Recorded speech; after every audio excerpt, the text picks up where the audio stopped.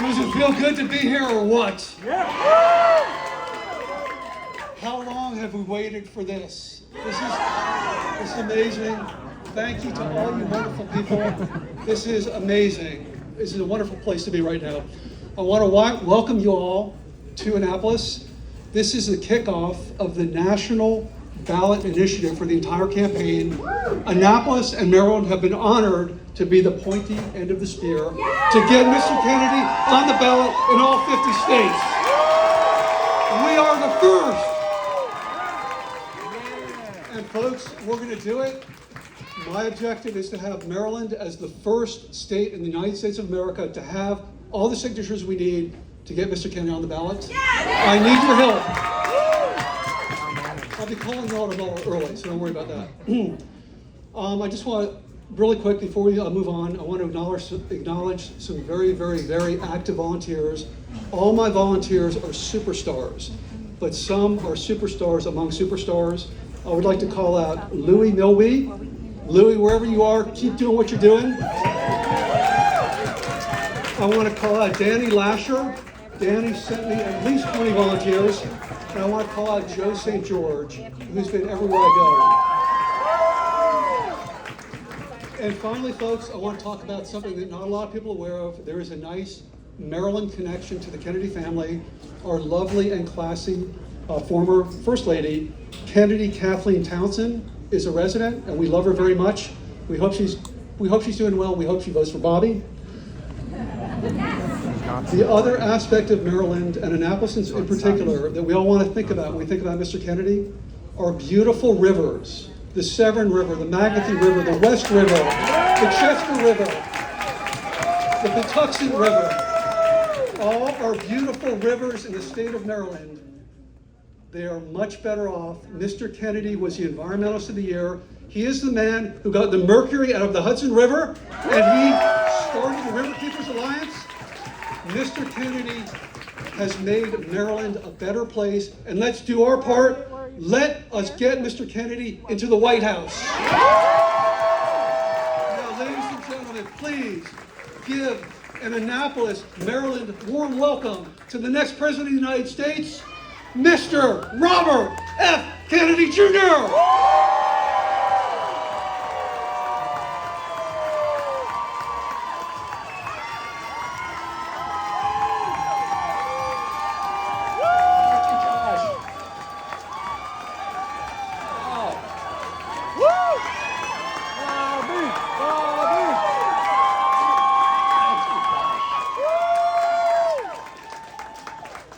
Great crowd. Thank you very much, and thank you to Josh Major.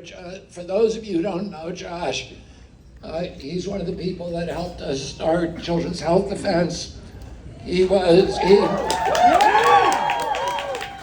his daughter Elizabeth, will you come up here and just let people see you? Elizabeth was the plaintiff in one of my cases in Booth versus Washington, D.C., which we won, which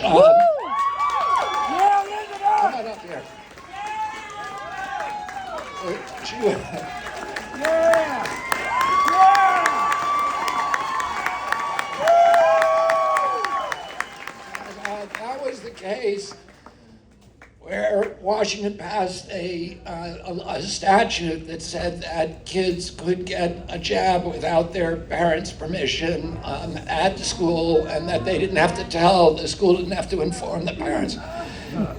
And we thought that was a bad idea, and Elizabeth went into the doctor's office and then was the plaintiff in that lawsuit, which we ended up winning. So thank you very much.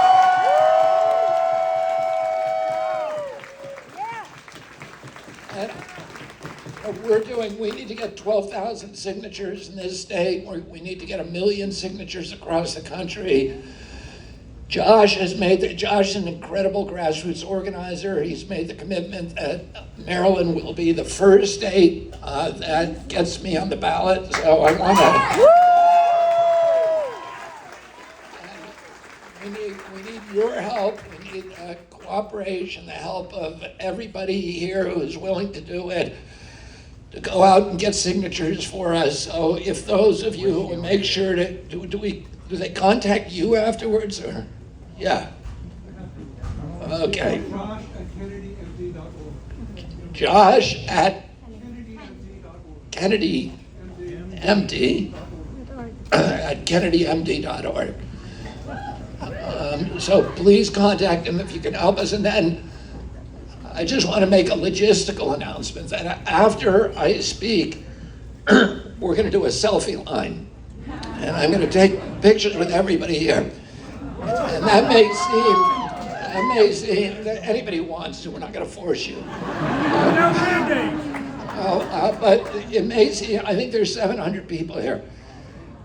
And that's may seem insurmountable, but we have a method for doing it. If everybody cooperates and moves pretty quickly, you want to have a conversation, do it while you're walking with me, and we can get a lot done.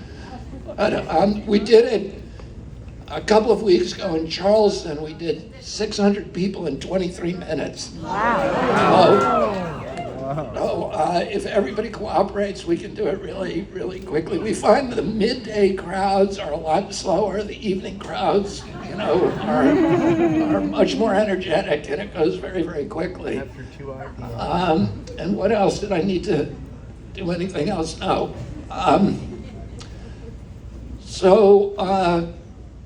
I was in San Francisco last week, and I spent the better part of a year in San Francisco in 2018 trying the Monsanto cases.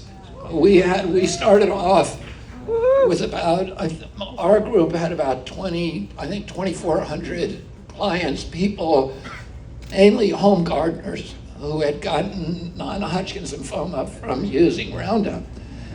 And the way that, and we sued on behalf of all of them, the way that this isn't a class action, it's called multi-district litigation. And the way it works is you just try one case after another, usually in front of the same judge, until the company comes to the negotiating table and settles with you.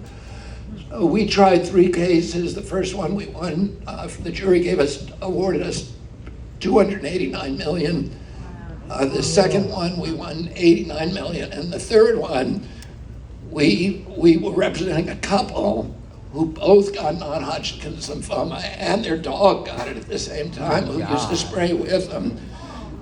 And we asked the jury for $1 billion, and they gave us $2.2 billion. Wow. And then Monsanto came to the negotiating table, and we settled the case. By then we had 50,000 cases, and we settled for about $13 billion. And then and Monsanto removed Roundup from home gardening after that. They're still putting it on our food, and they're still doing it for agriculture. It's very, very difficult to sue for agriculture because farm workers handle so many chemicals that it's hard to isolate them. There's too many covariables. But we're hoping we do that in the future. But anyway, every morning before court, I would go down to Union Square to exercise at a gym that they have in Union Square. And Union Square in San Francisco is like Fifth Avenue in New York. It has all the big American stores. It has, Bloomingdale's and Macy's and Nordstrom and Gap and Old Navy and Levi, and then it has the big international brands like Gucci and Prada and De La Valle and Nordstrom's and Burberry and all the rest.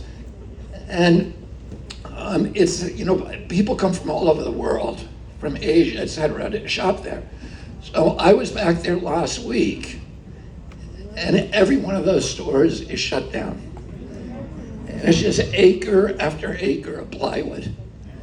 It's like if all the stores in Fifth Avenue shut down at once, that's what it's like. This is heartbreaking to me. San Francisco, my favorite city. It has, it is probably arguably the most beautiful city in our country. And the heart has been ripped out of it.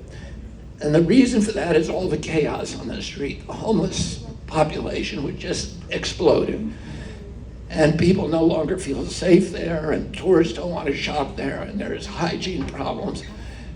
And so when I left, I saw this. I was there about a month ago as well. And after I came back, after I left San Francisco, I began researching the whole issue of homelessness, which I didn't know much about. And I had a series of assumptions or biases, which I thought, hey, homelessness is a feature of drug addiction, of mental illness, of extreme poverty, these are things that I believed. That a lot of the people who are in San Francisco came to San Francisco after perhaps they became homeless in New York or Detroit, and they didn't want to sleep in a snowstorm on the grade, so they went to where the weather is better. And San Francisco, of course, is a very, very famously generous social security or social service system, and very welcoming. I had also heard from many people in San Francisco that police in places like Dallas and Austin, when they pick up a homeless person on the street, instead of bringing them to the county jail, they put them on with a one-way ticket on a Greyhound to San Francisco. And a lot of people in San Francisco told me that. And but then I began researching, and my son Connor introduced me to a writer called Matthew Desmond, who's probably the world's authority on homelessness, and he's done a lot of studies with the University of San Francisco. He published a famous book called Evicted, but he's done a lot of podcasts and lectures, which I listened to as well. And he went with the University of San Francisco and interviewed thousands of homeless in San Francisco and gave questionnaires to them. And what he found was that, number one, almost everybody who is homeless in San Francisco is from San Francisco. In other words, they didn't come there. Number two, that the drug addiction, while it's part of the problem, is a very small part of the problem. There's other places like West Virginia, like Detroit, that have much, much higher levels of drug addiction, and yet they don't have that kind of homeless problem. And there's places that have much higher poverty. In fact, San Francisco is the richest city in our country. So what he says is that homelessness is a direct correlation to the price of housing. And California has the highest housing prices in the country. Where I live in Los Angeles now, the average price of a home is over $800,000. That means that to afford that home, you have to be making $250,000 a year. And we have 7,000 in San Francisco. This is what I learned, that California, there's about 525,000 homeless in this country.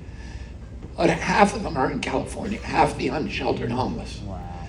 And what he says, that's a direct result of the housing prices in California. And Desmond says this epidemic of homelessness that we see in San Francisco, in California, is building like a tsunami, and it's about to sweep across the country. And it's going to bring with it all of this social disintegration and the despair and the economic calamity that it's already visited on California. And the reason for that is this extraordinary hike in the price of houses around our country. 2 years ago, the price of an average home in our country was $200,000. Today, it's $400,000. And the interest rates have gone from 3% to 7%. So that house is going to cost you or your children who are out trying to buy a house 4 or 5 times what it cost 2 years ago, and they couldn't afford it then. And I have 7 children. And one of them, the eldest, who's 39, has a home. The other ones all went to great colleges, and they have good jobs, but none of them are looking for a home, and none of their friends are. They're figuring out how to pay their college debt, and the idea of owning a home is totally out of their reach. And it's sad because I grew up, as many of you did, with the central promise of the American dream was this idea that if you worked hard and you played by the rules, you could finance a home, and you could take a summer vacation, and you could raise a family, and you could put something aside for your retirement, which is one job. There is nobody in my children's generation that believes that promise is applicable to them. Nobody. None of their friends. I've met nobody. And about a month ago, a poll came out, which was really heartbreaking for me. It showed in 2013, 85% of the kids in our country between 18 and 34 years of age said they were proud of the United States of America. The same poll taken a month ago showed that only 17% said that. Wow. So sometime in the administrations, the last two presidents, President Trump and President Biden, this entire generation of kids has lost their hope for themselves and lost their pride in our country. And for me, I grew up at a time when the biggest asset I had was pride in our country and a love for the United States of America. And yet you have this entire generation of kids that is now shattered and has no hope. And one of the reasons for that, why are the housing prices going up? Well, everything's impacted by inflation. And we know what the inflation is from all of these forever wars. We've spent $8 trillion on wars, on useless wars. In the last 20 years, we spent $16 trillion on COVID. That's $24 trillion, and the politicians didn't come to us and say, we're going to spend $26 or $24 trillion, and we want to ask your permission before we do it. They just did it. And then they charge us afterwards through a stealth tax called inflation, which disproportionately falls on people with fixed incomes, on the elderly and young people, and who are on salaries. And so inflation is affecting child care, health care, food, and everything else, but nothing like housing. Housing is broken away from inflation. Why is that? Well, the principal reason is that there's three giant corporations, BlackRock, State Street, and Vanguard. And Blackstone. And Blackstone. And Blackstone, you say Blackstone, Yep. which is a good point, because BlackRock actually doesn't buy single-family homes, Yep. but Blackstone does. But guess who owns That's right. Blackstone? Black. BlackRock and Vanguard. They'll own 60. So, 2030. so they've decided that and BlackRock, those three companies together own 88% of the S&P 500. So three companies. BlackRock is the third largest economy on earth. It has $10 trillion under management. The GNP of California, or GDP of California, is $3 trillion. So it's 3 times bigger than California. It's after China and the US, BlackRock is the biggest economy on earth. Wow. They've decided now, they already own all the businesses in our country. Yep. They've decided now they want to own all the land. So they're buying agricultural land, they're buying residential housing, and they're targeting Blackstone, and the others are targeting single-family homes. Right. So your kid, when they go out to buy a home, is competing for the cost of money with the biggest company in the world. Yep. They have credit ratings. The cost of money to them is about 30% less than the person with the best credit rating in the country. Yep.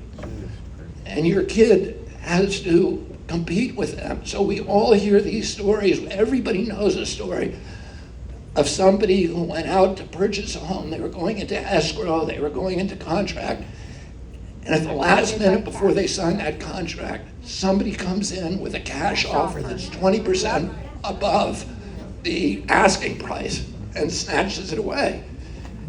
You start looking, who is this person? And it turns out to be an LLC with an ambiguous name. And then if you follow the breadcrumbs, it will lead you to BlackRock, State Street, and Vanguard. So we're seeing this huge change in our country. We're going from an ownership country to a nation of renters, and we're going from a nation of citizens to a nation of subjects. I grew up at a time that we call.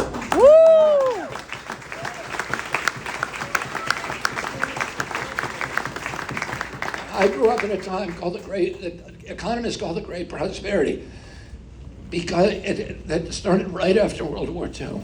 And during that period, the American middle class became the greatest economic engine in the history of mankind. When my uncle was president, I was a 10-year-old boy. America owned half the wealth on the face of the earth. We were the biggest exporter of goods by far of anybody. Everybody wanted what we had. When I traveled abroad with my parents, or even as a teenager, strangers would come up and ask me for my blue jeans to buy them. People wanted American transistor radios, RCA Victrolas, our television sets. Our automobiles were the gold standard of the world. Everybody wanted them. And it all got kicked off by a housing boom.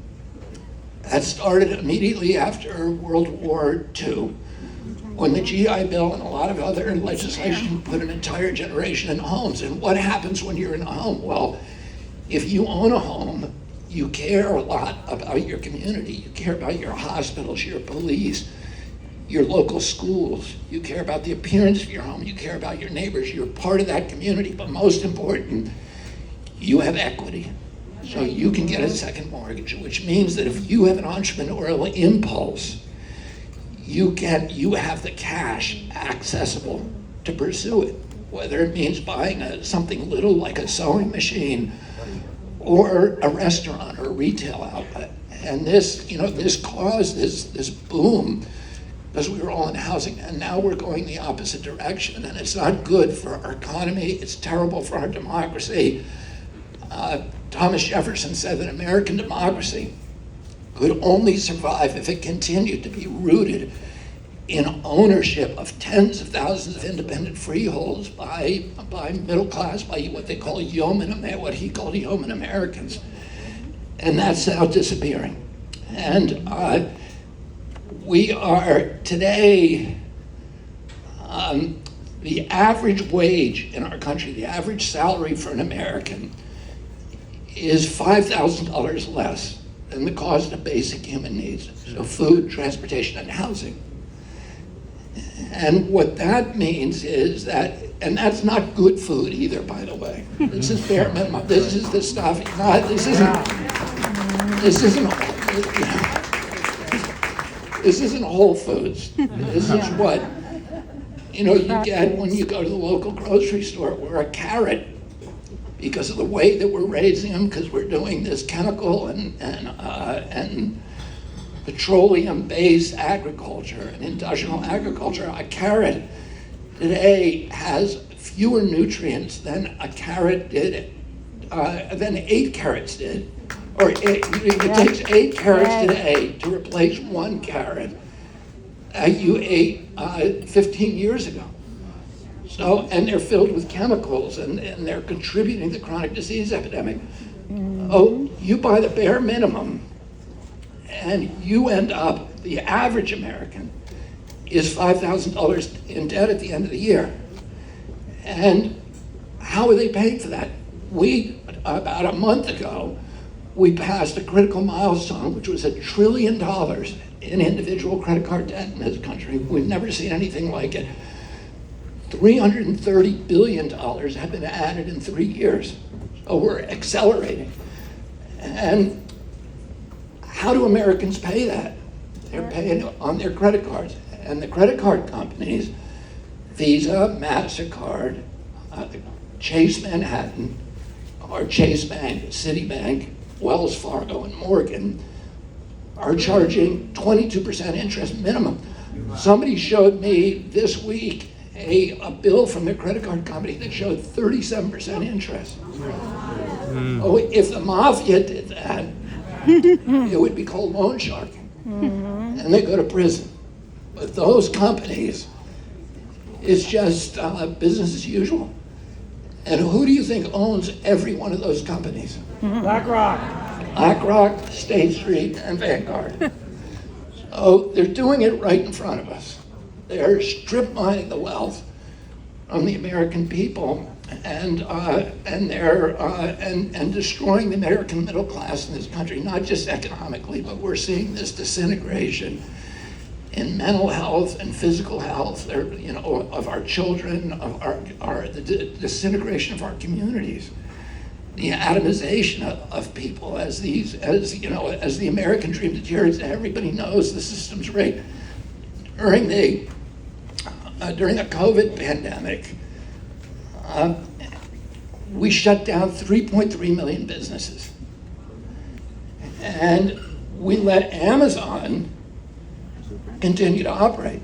Yep. So, but your local retailer is gone, and a lot of them will never reopen.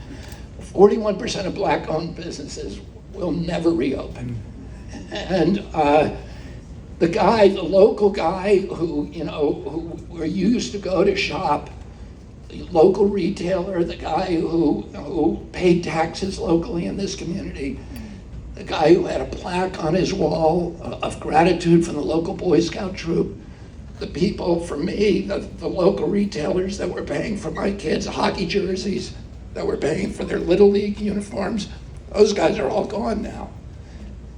But we all know how to use Amazon. And we all had a 3-year lesson in how to use Amazon. I didn't know how to use Amazon before the pandemic. And by the way, it's magical. You just find a picture of something that you want, and you hit send, and it's in your driveway the next day, or even later on that day. Of course, that's seductive, but the price is that we've lost these local retailers, but at least Amazon is paying taxes here locally, right? Nope. No. I'm gonna But be at least they're paying federal taxes, right? Nope. How much they paid last year? Zero. So like I said, they're doing it right in front of us. And Americans now are watching their lives and their hopes disintegrate, not just our kids.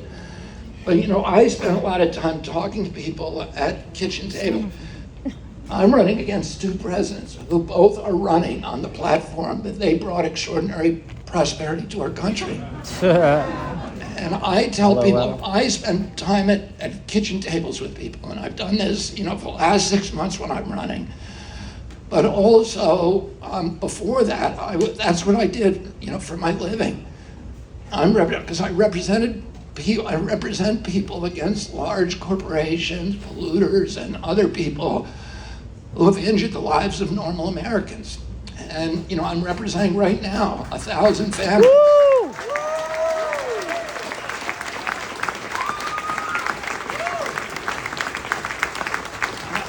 I'm representing 1,000 families in Columbiana County, Ohio, East Palestine, whose lives were upended by the Norfolk Southern spill. I've represented people and 10,000 families in West Virginia who were poisoned by a zinc smelter owned by DuPont. I represented another 10,000 in Ohio and West Virginia who were poisoned by C8, by forever chemicals, PFOAs, PFASs. They made a film about my case called Dark Waters with Mark Ruffalo. And I'm doing this all over the country, so I spend time at kitchen tables with people. And when I say to people that President Trump and President Biden says you're enjoying this incredible prosperity, they feel like they're being gaslighted. It's not what they're experiencing. They are having to make choices now that Americans have never had to make. I meet seniors who are cutting their bills to make them last so that they can afford food. I talked to a kid a couple of weeks ago who said every Tuesday that he has to make a decision about whether to have a meal that day or fill his car up with gasoline. A young couple who are sitting in a rental apartment they can no longer afford because this pressure on home ownership has created an upward pressure on rents. 48% of Americans who are renting now believe they can't afford their rent. So a young couple is sitting in an apartment that they can no longer afford listening to a baby crying on their lap and arguing with each other about whether they think that baby is $50 sick or $100 sick or $1,500 sick before they bring them to a hospital. There's some 57% of Americans cannot put their hands on $1,000 if they have an emergency. And if you're in that cohort and you have the engine light come on in your car, you know, it's the apocalypse. You can watch your life, your future circling the drain, because you know you're not going to be able to pay that mechanic. You're going to lose the car, you're going to lose your home, and then you're going to end up on the street like those people in San Francisco who weren't drug addicts, who weren't mentally ill. One of the things Matthew Desmond said is, yeah, a lot of homeless people are mentally ill, but they become mentally ill. 3 days on the street and your psyche begins to unravel, to deteriorate. They didn't start out that way. They weren't drug addicts, they weren't mentally ill, they weren't in dire poverty. They just had an engine light come on, or they got 2 flat tires. They just had a string of bad luck. And now their lives, now they're part of that army of homelessness that's about to sweep across our country. And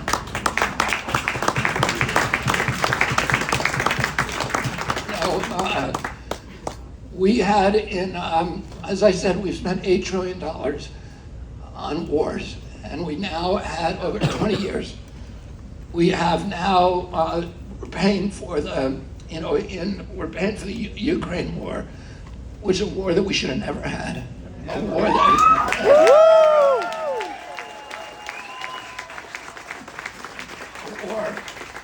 the Russians twice tried to settle with extremely beneficial terms. In fact, Russians in Ukraine signed an agreement in April of 2022, settling the war, and the Russians were leaving Ukraine, and on very, very beneficial terms, where Donbass and Lugansk would stay part of Ukraine.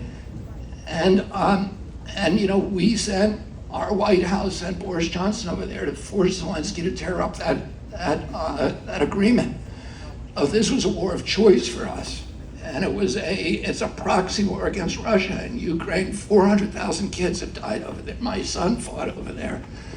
400,000 kids have died over there unnecessarily. But in March of 2013 or 2022, a month after we tore that agreement up, we committed, the Pride in the White House committed $113 billion to Ukraine. Then it committed another $24 billion about two months ago when Zelensky came here, and now President Biden is asking for another $60 billion. No more. This is just the beginning.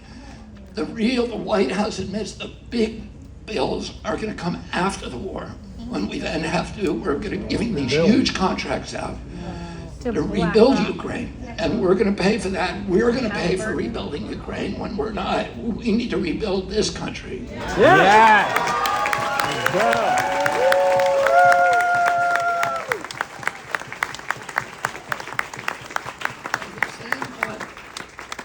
In March of 2022, that we committed that first $113 billion. That same month, we cut Medicare, or we cut food stamps for 30 million Americans from $283 a month to $23 a month. Try to feed yourself on $23 a month. That same month, we cut Medicare. We notified 15 million Americans that their Medicare benefits were being cut. And that same month, the Fed printed $300 billion, twice what we're giving to Ukraine, to bail out the Silicon Valley Bank. So when the bankers need the money, and when the military-industrial complex needs the money, the door to the vault is wide open. When Americans are hurting, when they're hungry, when they're sick, when they're needy, we've got nothing for them. The door is locked. And, Mitch McConnell was asked in March, when we made that commitment to Ukraine, Republicans are supposed to be concerned with budget deficits traditionally. And he was asked on the national news, can we really afford to send $113 billion to Ukraine? And he said, don't worry, this is not really going to Ukraine. It's going to US military contractors. It's going to Raytheon, it's going to General Dynamics, it's going course it to is. Lockheed, and it's going to Owned by Boeing. BlackRock and Vanguard. Well, he just admitted it, that it's all a money laundering scheme, to these big countries. But he said that's good for our country. And who do you think owns every one of those companies? BlackRock, Vanguard, BlackRock, State Street, State and Street. Vanguard. And then in the Republican debate, the last Republican debate, Tim Scott, they were all arguing about, to his credit, God bless him, Vivek was the one guy who stood up and said, maybe we can't afford this. Maybe we can't afford the wars. And all the other ones were saying, we're going to fund whatever they need, whatever we need to win this war, to beat the Russians, and then we're going to go and make a war with Mexico, and then we're going to go do it to China. Oh, unlimited. And Tim Scott pipes up, and he said, and because people were, the host was saying, aren't you guys Republicans? You're supposed to care about the budget deficit. He said, don't worry, because it's not really a gift. It's a loan. Okay, so raise your hand if you think that loan's ever getting paid back. Right, nobody. And everybody knows that. Everybody knows the loan is not getting paid back, so why do they even bother? Nobody's fooled by it. Here's why. Because if you call it a loan, you can impose loan conditions in the loan agreement. What are the conditions that we impose? Well, one is an extreme austerity program that makes sure if you're poor in Ukraine, you're going to stay poor forever. But more importantly, it requires Ukraine to put all of its assets up for sale. So roads, ports, airports, whatever. Mostly important is all the land, the agricultural land. Ukraine's agricultural land is the richest agricultural land on earth. Yep. It is the breadbasket of Europe. There's a joke in Ukraine that if you throw a boot on the ground in that part of Ukraine, that something will grow that you could eat, because it's so rich. There's been 1,000 years of wars fought over that land. Those 400,000 kids who died over there, they were fighting to keep that land for Ukraine. That's what they died for. And our loan agreement, which I'm sure they didn't know about, says that Ukraine has to put all of that land up for sale in a specially created land market. 30% of the land has already been purchased. And who do you think purchased it? BlackRock, No, Vanguard, DuPont, of course. Monsanto, Yep. and Cargill. God damn it. Who do you think owns every one of those companies? BlackRock, Vanguard, BlackRock, and State State Street. Street, and Vanguard. Well, like I said, they're doing it right in front of us. And in December, President Biden signed a contract to rebuild Ukraine after the war. This is going to be worth tens, maybe hundreds of billions of dollars. And one company got that contract. And who do you think it was? BlackRock. So, like I said, they're doing it right in front of us, and they're strip mining the wealth from our people, from our American middle class, which is suffering, which is deteriorating, which is disintegrating.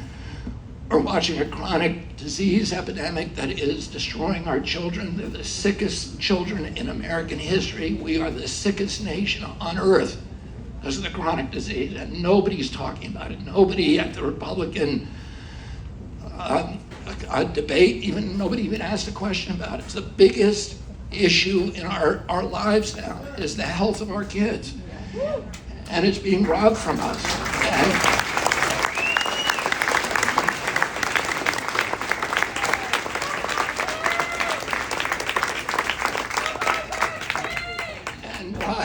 why do you think that, they're not even hiding it anymore, right? They're not even hiding it. Why are they not even hiding it? They're not even hiding it because they know they have the system rigged and nobody is going to complain about it. Why? Because they have us all at each other's throats. Yep. They have a formula. Yep. We are too busy fighting each other to hold them Look accountable. at that Republican debate where what they were talking about all the cultural war issues, about guns, abortion, get tough on transvestites, get tough on Mexico, get tough on China, and all of these kind of 30 or 40-year-old debates that have kept us all apart. Nobody's talking about the things that are important. Nobody mentioned BlackRock. Nobody mentioned about the purchase of all of our houses, the fact that our kids are never going to be able to get into a house if we continue this. Oh, and they're doing it, and they use these cultural war issues. It's like the jangling keys. They're jangling the keys over here, and everybody's saying, look at this. And they're robbing the bank over here. Yep. And, when the king and queen look out over the balustrades of their castle and they see all the subjects fighting each other, they go back to the banquet and they pop champagne corks because they know nobody's coming over the wall to get what belongs to them. That's right. And what I'm going to do with this election it's 12 months from yesterday is the election. And what I'm going to do over the next 12 months and over the 8 years of my presidency, I'm going to stop.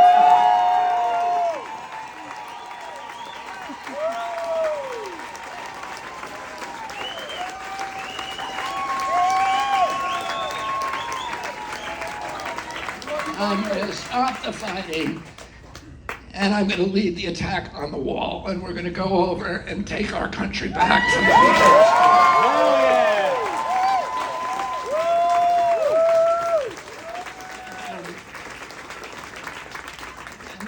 I feel like I'm in a unique position to do this, to end this corrupt merger of state and corporate power.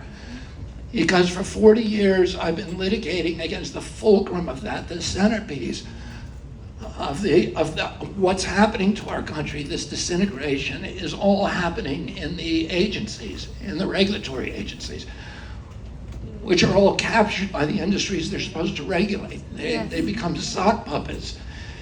And I've sued all of these agencies. I've sued, and you see it not just in DOT, which I'm litigating with now, and the USDA, which I've sued on behalf of, people in this state, all the rivers that Josh Major mentioned. I've sued in this state, Purdue and Smithfield and Bo Pilgrim and the people who were polluting those rivers and privatizing them for their own enrichment, who put out of business 1 million independent chicken farmers in this country and made themselves billionaires in the process by figuring out a way to take their waste and dump it into the local river and the local environment and escape the discipline of the free market and force the public to shoulder the cost of their production. And I've sued USDA on that, I've sued FDA, I've sued CDC, I've sued NIH. I've sued EPA, I've sued many, many times. I've sued FCC. Recently, I just won a case in the Court of Appeals against FCC for lying to the American public about the dangers of cell phone radiation. I forced them to go back to the drawing board. So all of these agencies are captured, and the worst one is the Fed, which is captured by Wall Street and by the big banks. And private equity. Which have been manipulating our money supply to shift wealth upward to this, this new oligarchy of billionaires. During COVID, when President Trump shut down the entire, 3.3 million businesses with no scientific citation, I'll say Trump and Biden, no scientific citation, no public hearings, no notice and comment rulemaking, just saying one bureaucrat who's been there for 50 years, who just says shut down every business. I'm not going to show you any science. And during that period, we shut down all these retailers. We created 500 new billionaires. Yep. A billionaire a day. Yep. For 500 days. And we had this whole oligarchy, and that money, we shifted $4 trillion From small business. from the American middle class upward. And because I am not now aligned with either the political parties, I am independent. And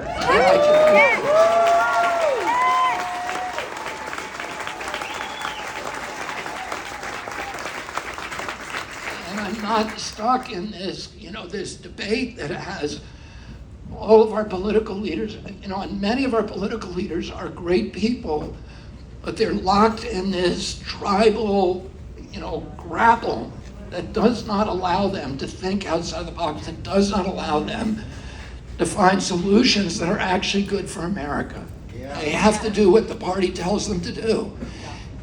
And president after president comes in and says, I'm going to, reach across the aisle, and I'm going to dismantle the grip of this corrupt merger of state and corporate power, but none of them do it because they can't, because they're locked into that debate. That's where their funders come from. That's where their team comes from.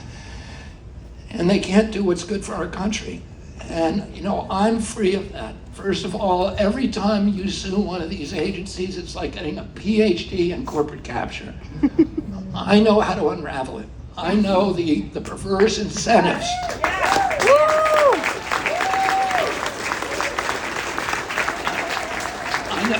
I know the perverse incentives that are amplifying corporate capture. I know the names of the individuals in each of these in most of these agencies that are actually the people who are causing the problem. When we sued Monsanto, we came across emails between Monsanto's executives and the head of the pesticide division for a decade at EPA, a man named Jess Rowland. And we realized for the first time that Jess Rowland, although he was being paid by the American taxpayer, was actually secretly working for Monsanto. Monsanto executives were telling him, you got to kill this study, you got to falsify this science, you got to get these biostitutes, these phony scientists to falsify science. And there's people like that, and all of that's the rule rather than the exception. And I know how to unravel it. People like President Trump and President Biden come in there and say, I'm going to stop the swamp. You can't stop the swamp and appoint John Bolton to run the NSA. Yeah. You can't drain the swamp by appointing Scott Gottlieb, Pfizer's business partner, to run FDA. And then Gottlieb came and did a $88 billion favor for his business partners at Pfizer, and then left FDA to rejoin Pfizer. 14 of the 15 last heads of FDA have all gone to the industry, to the pharmaceutical industry. And I know how to unravel it. And there's nothing that's going to deter me. You guys who have been following me.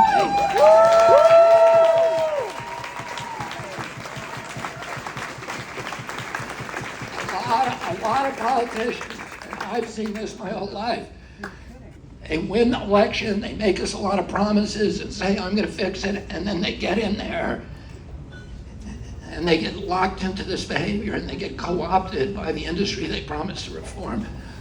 I can tell you that is not going to happen to me.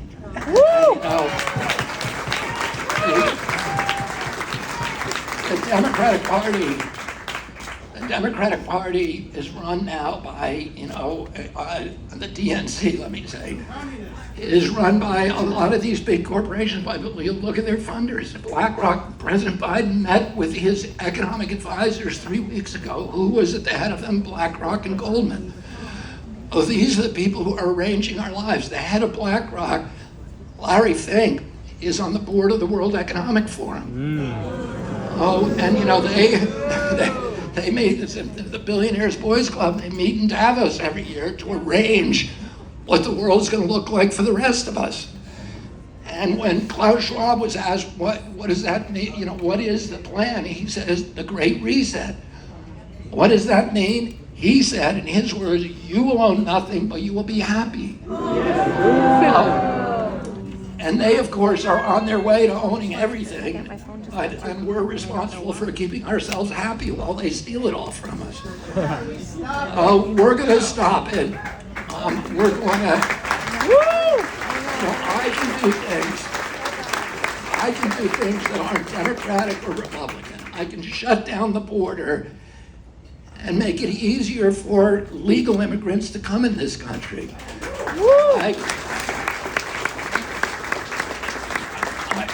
I can end the chronic disease epidemic because I know how to do it.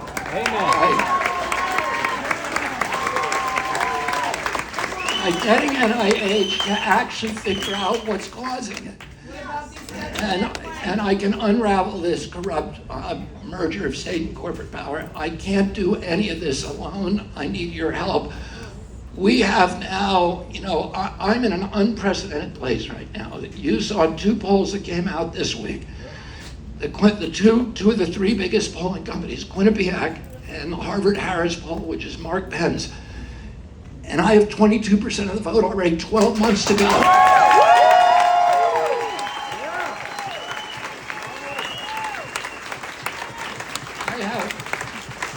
I have 19% popularity above water, and President Trump and President Biden are 5 points underwater.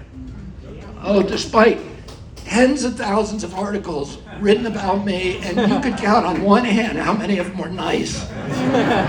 Over the past 5 years, somehow Americans are seeing through it.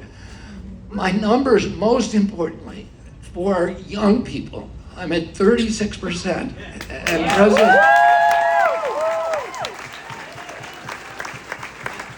that is the most important measurement. Young people are the bellwether of what's going to happen in this country. They're the people who led the fight against the Vietnam War for racial justice in this country. It was young people who signed the Declaration of Independence and the U.S. Constitution and Bill of Rights. And pollsters know if you want to know what's going to happen in an election, look at the young people. And I'm number 1 in the independent vote, which is the largest political party in our country right now. And I have 12 months to get from 22% to 34%. That's all I need.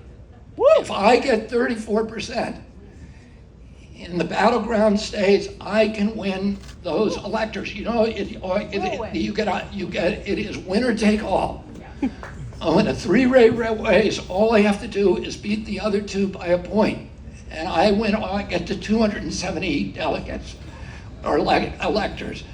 So this is very doable, but I can't do it alone. I need your help, and the hardest thing that we need to do, the most difficult thing, is to get me on the ballot in all the states. Yeah.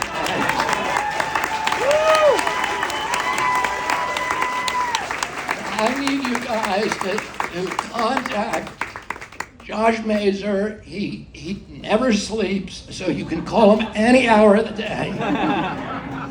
And make sure that we're out on the street and that we make Maryland number 1, the first state in the country to get me on the ballot. So thank you all very, very much. Are you taking questions?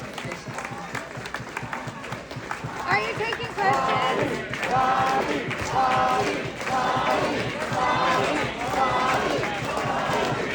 Are you taking questions? Thank you, everybody. We're going to do some Q&A, and then we're going to do the selfie line. I'm looking forward to meeting all of you.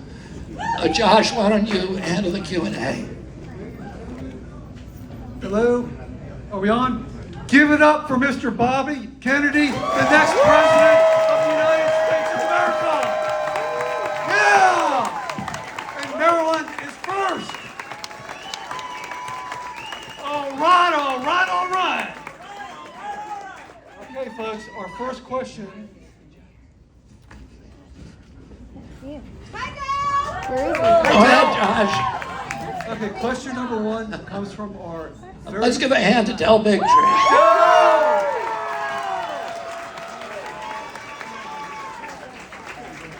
Okay, ladies and gentlemen, our superstar canvasser, signature gatherer, Mr. Lewis Milwee from Nottingham, Maryland, has the first question for Mr. Kennedy. Hi, Bob. My question is pretty simple. As President of the United States, how do you see yourself with a potential Russian accession into NATO? You mean the Russians are going to... If they were to be interested in joining NATO, would you? Oh, be able to- you know, I believe that, and this is what George Kennan believed, who was the most important diplomat in modern American history. George Kennan was the diplomat who designed he was the architect of the containment policy during the Cold War. So he governed us through 5 different presidents. He directed our foreign policy strategy, and he said that we won the Cold War. Why do we want to make Russia an enemy? And it's much more complicated now because we're essentially in a proxy war with Russia. But my instinct would have been to invite Russia into NATO. What happened is, Gorbachev did something incredibly courageous, which is he wanted to dismantle the Soviet Union. But he knew he could never go back to Russia if he did that, because so many people would hate him in Russia. But he did something anyway. He came to the US and Britain, and he said, I'm going to withdraw 450,000 Soviet troops from East Germany. And I'm going to allow the reunification of Germany under NATO, under a hostile army. The only thing I want from you is your commitment that you will never move NATO to the east. Once we do that, it's done. Well, and James Baker, who was the Secretary of State at that time, famously said to Gorbachev, we will not move 1 inch to the east. 5 years later, Zbigniew Brzezinski, who was the first of the neocons, published a plan to move NATO 1,000 miles to the east and 15 countries, 14 of which are already in NATO. We walked away from 2 nuclear treaties with Russia unilaterally, the medium-range nuclear weapons treaties, and we put nuclear-ready launch systems in Romania and Poland. Oh, there's my uncle, when the Russians did that to us in 1962, we were going to go to war to move them. But the Russians agreed. My uncle negotiated, my father negotiated with Ambassador Dobrynin, and they agreed to move them, and we agreed to move ours away from Turkey.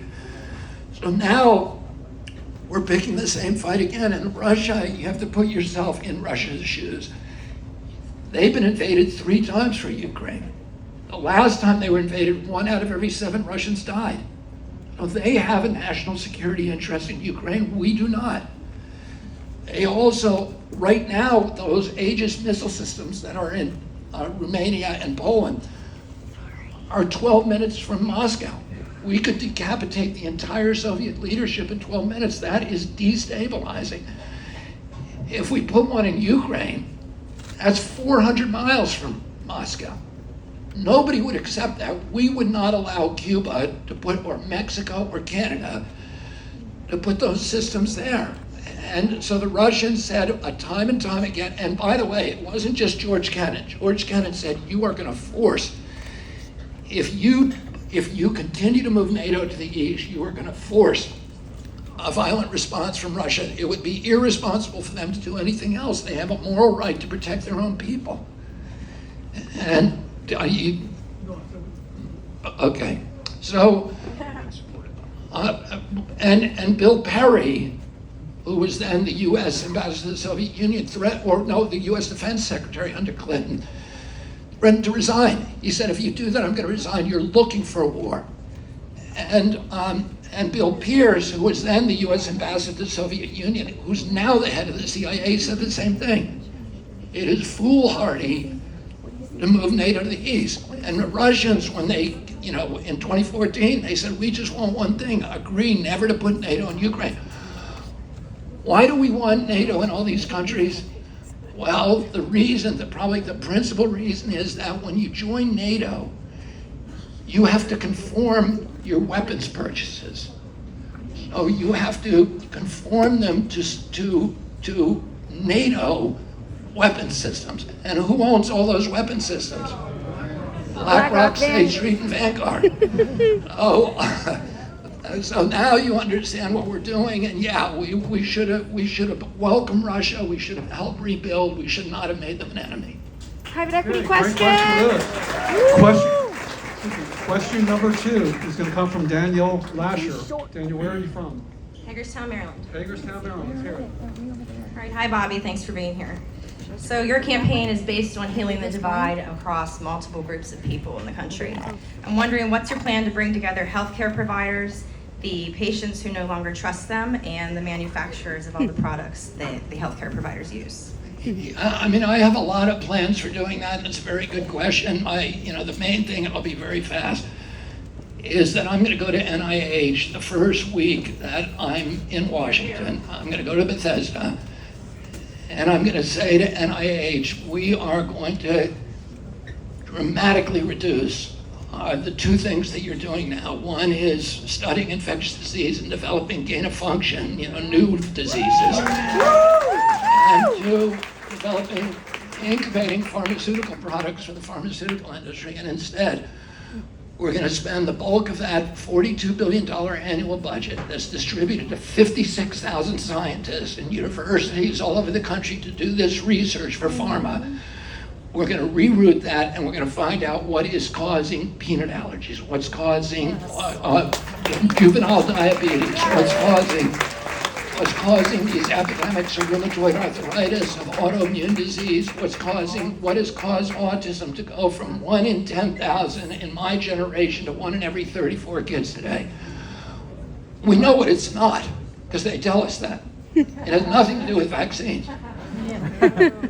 Well, what is it then? I don't ever answer that question. They say, and I'm going to find out. And I'm going to find out why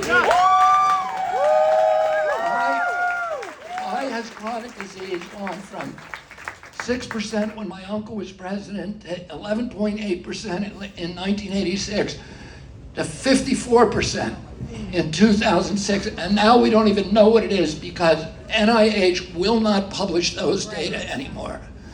So, and I'm going to make them publish that data and make them explain where all of these chronic diseases are coming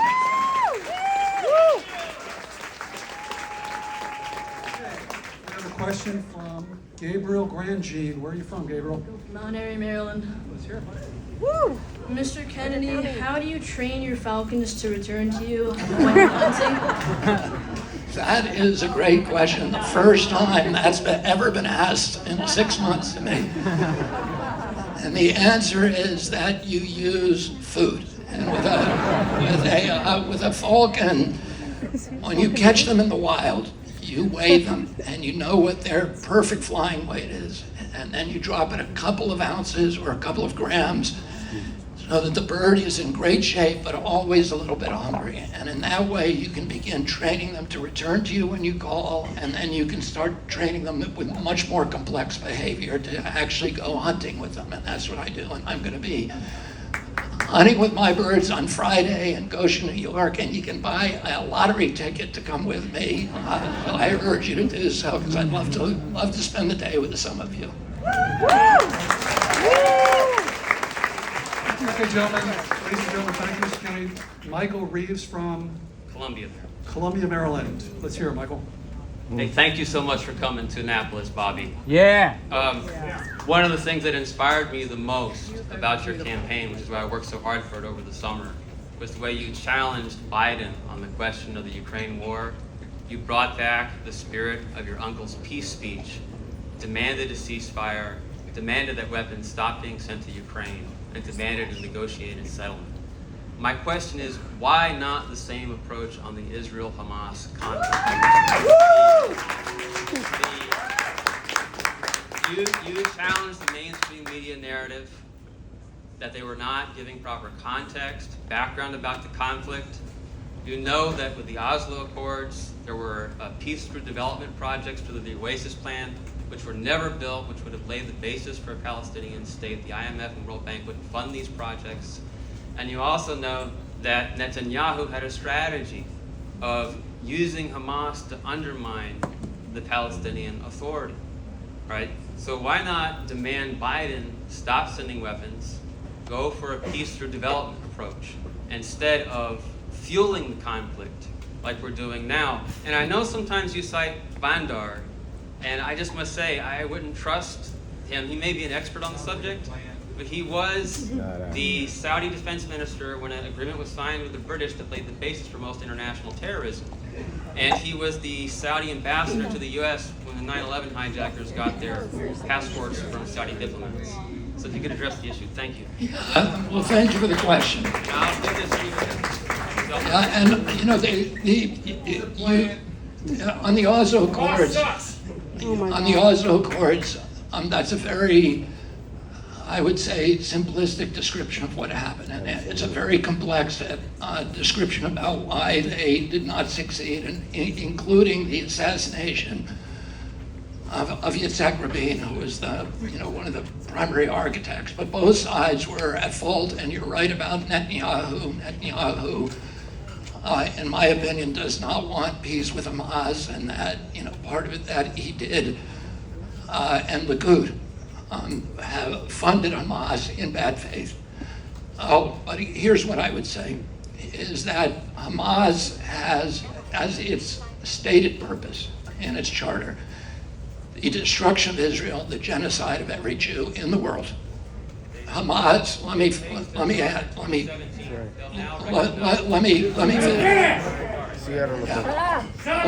This is not an old, the defense minister of Hamas reiterated that yesterday, that their purpose is a genocide.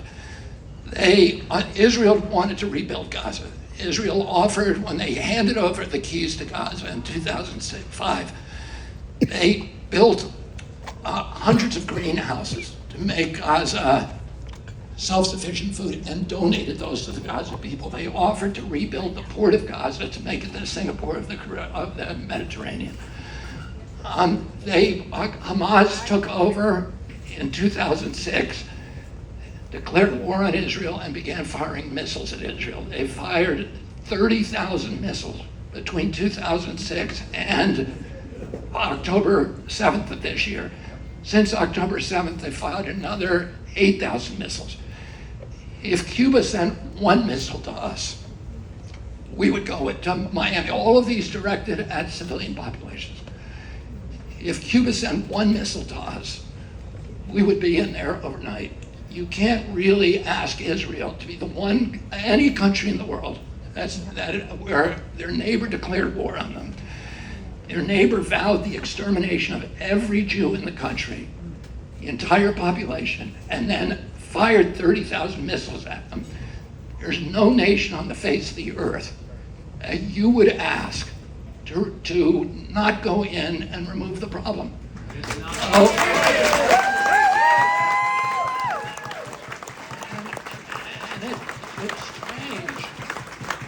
It's strange. If you just let me finish. It's strange. Gaza is not occupied. Gaza has not been occupied since 2005. Oh, God. Excuse me? Israel offered in 2001 to return to the 67 borders with only 3% different, and they were going to make that up from Israel land. Oh, and Prince Bandar, who you dismissed, is a credible witness because Prince Bandar was the referee in every peace accord between 1978 and 2001. And Prince Bandar was on the side of the Palestinians the whole time. So people try to discredit Prince Bandar by saying he did all these other things wrong. Nobody is actually going to the point which he gives actual conversations with Arafat, where Arafat again and again and again walked away from heartbreakingly generous peace agreements by government after government of Israel. And he walked away and he told Bandar ultimately He said to Bandar said, how could you ever have walked away from the 2001 top of Camp David Accords that Clinton offered you, this breathtaking deal that they offered? And he said, because if I did that, my own people would kill me. Any agreement I make with Israel, I will end up dying, so I'm not going to do it. And by the way, they have that stick. The Hamas leadership has that stick. And they know they have incited their population from kindergarten on to kill Jews, to exterminate Jews. They've said it's an Islamic requirement that every Jew must die, and you should give your life. That's the highest aspiration of a child in Gaza. So they've incited this group so that if they actually go and make a deal with Israel, they're going to get killed. Not only that, but it is immensely profitable for them. Arafat died a billionaire. His wife is a billionaire. Mahmoud Abbas, the current leader, is a billionaire. His sons have $100 million each.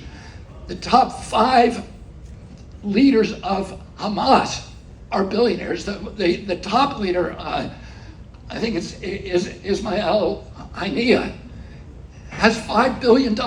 He's on the cover of Forbes. Where did he get that money? He got that money from stealing from the people in Gaza. Ladies and gentlemen, we have time for one last question, and then Mr. Kennedy is graciously going to take his time to offer selfies to everybody in the room. This side. Final question, please. How about this side?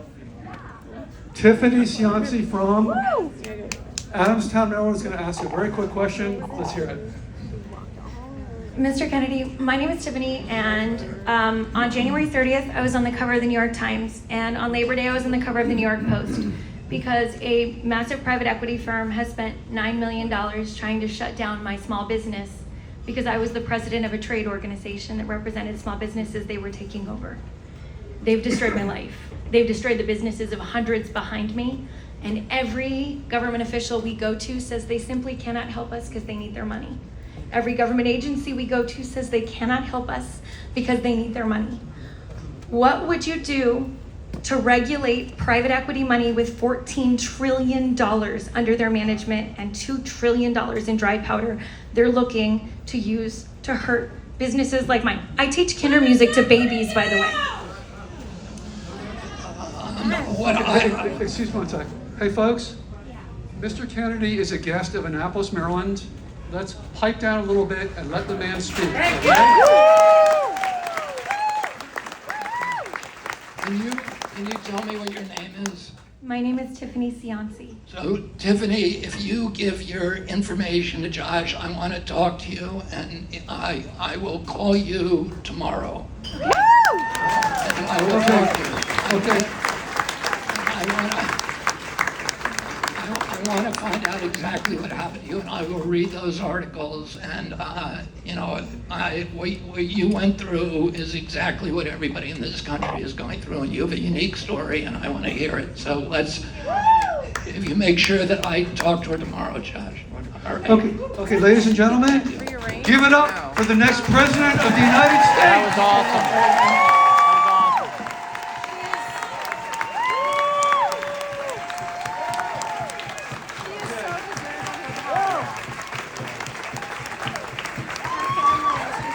All right, Annapolis. What do you think about the next president of the United States? Yeah! You know, it's really amazing when you try and run a campaign where you're actually going against all the powered money interests that we just heard about against you. All of media against you that's owned by, who do you think? BlackRock, State Street, Vanguard. Proof of that, I was watching CNN just the other night, and they had this deep, heated debate about how Donald Trump is now taking over Biden and how they're going to stop it and how every number counts. And guess who wasn't a part of that conversation? The guy carrying 22% right now. Do you not think that's going to affect the entire election? It absolutely is, and he's only just getting started.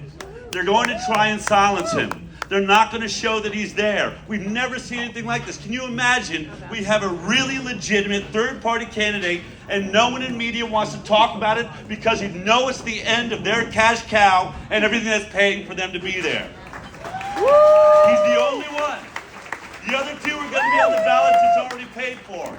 This campaign is the only one that has to spend $15 million right now to get onto the ballot, just so we have that third choice that we have wanted since we were born. Yes. He's the only one that has to take 30% of everything we're making right now just to protect himself, because the Biden administration refuses to give him Secret Service protection even after two attacks now coming at his life.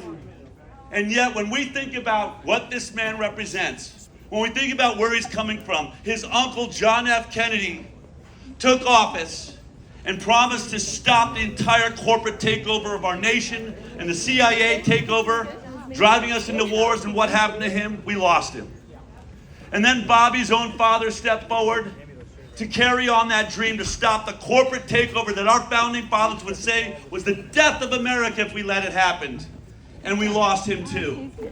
And now in this moment, when we look at what's happening, the namesake, Robert Kennedy Jr., is putting it all on the line, up against every corporate structure, all the power industry that's trying to take our lives away, that is owning our press, is owning our stories, is censoring every single decent person that's trying to tell the truth.